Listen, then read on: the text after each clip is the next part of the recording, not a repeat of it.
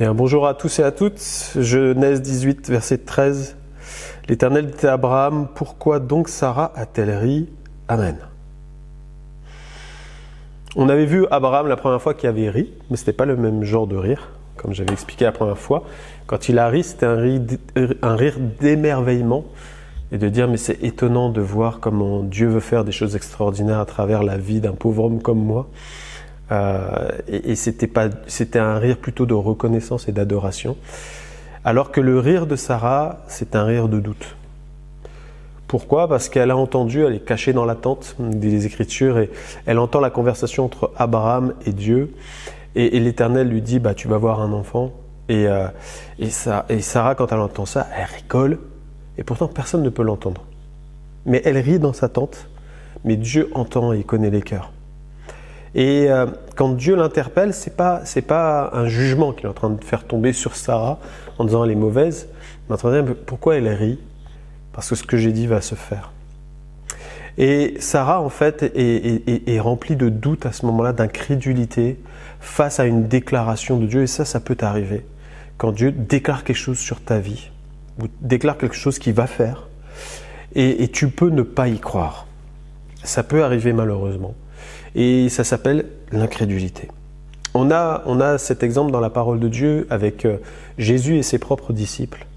Par un moment, Jésus revient de la montagne de la transfiguration et ses disciples, en attendant, ont essayé de chasser un démon d'un enfant. Un papa est venu voir les disciples en disant « Voilà, mon fils se jette dans l'eau, dans le feu, et il n'y a rien qui peut le délivrer. » Les disciples ont prié alors qu'ils avaient l'habitude de délivrer les démoniaques. Et rien ne se passe. Et Jésus descend de la montagne, va arriver voir ce papa, et ce papa dit « Mais tes disciples n'ont rien pu faire. » Et là, tout d'un coup, Jésus va avoir cet échange avec lui. Et puis, il va lui dire, mais en clair, Marc chapitre 9, verset 22-24, mais si tu peux quelque chose, viens à notre secours et compassion de nous, dira cet homme-là.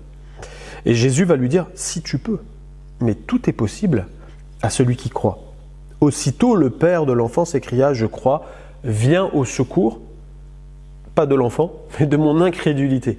Donc il va reconnaître en fait que dans son cœur, lui aussi, il y a l'incrédulité parce que lui, qu'est-ce qu'il a vécu ? Il a regardé les disciples qui avaient l'habitude de chasser les démons. Il a sûrement entendu parler qu'ils avaient l'habitude de le faire. Et quand il a vu les disciples ne pas y arriver, ça a troublé le peu de foi qu'il avait tout au début. Donc lui-même s'est laissé envahir par l'incrédulité parce qu'il avait une vision de dire si eux n'ont pas réussi, plus personne ne peut y arriver. Il ne voyait même pas qu'il y avait Jésus en face de lui en fait. Et pour lui, c'était fini. Et peut-être que toi, tu es dans cette disposition-là à dire mais j'ai essayé ça, j'ai prié comme ça, j'ai jeûné, j'ai été voir le pasteur, on m'a fait l'onction d'huile, on m'a fait ceci, on m'a fait cela. Peut-être tu as essayé plein de choses. Et là, tu es complètement dans l'incrédulité aujourd'hui à dire, et vous savez, parfois on a ce genre de phrase malheureuse de dire j'ai tout essayé mais le Seigneur il veut pas. Et pourtant là quand le Père va voir Jésus ne dit pas je veux pas. Il n'y a pas ça dans le texte. Il dit si je veux. Mais en fait oui. Il dit mais tout est possible à celui qui croit. Et j'aimerais te rappeler ça de la part de Dieu. Tout est possible à celui qui croit. Et s'il y a une forme d'incrédulité parce qu'il y a une attente, il y a des douleurs, il y a des déceptions dans ta vie, choses qui peuvent arriver. Dieu te dit là, tout est possible à celui qui croit. Ne doute pas. Ne doute pas. Ne sois pas comme Sarah qui a commencé à remettre en question ce que Dieu déclarait. N'aie pas ce genre d'attitude ou de réaction.